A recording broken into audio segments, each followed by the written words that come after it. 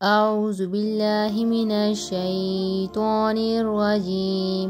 بسم الله الرحمن الرحيم.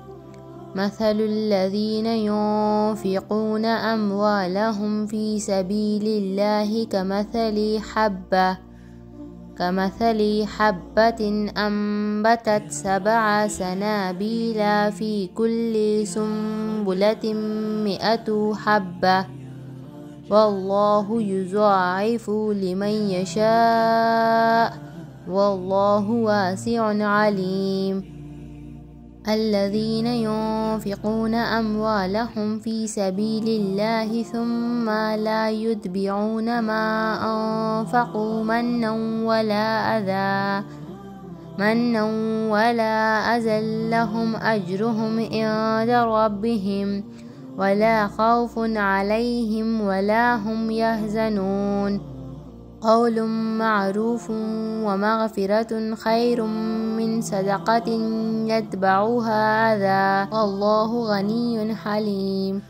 يا أيها الذين آمنوا لا تبدلوا صدقاتكم بالمن والأذى كالذي ينفق ماله رئاء الناس ولا يؤمن بالله واليوم الآخر، فمثله كمثل صفوان عليه تراب فأصابه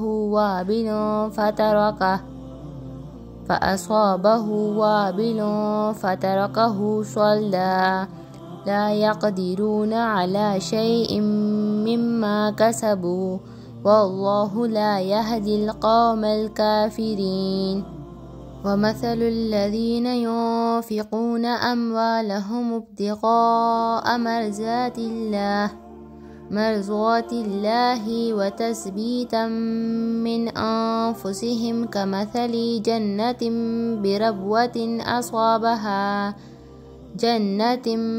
بربوة أصابها وابل فأتت أكلها ضعفين، فإن لم يصبها وابل فطل، والله بما تعملون بصير.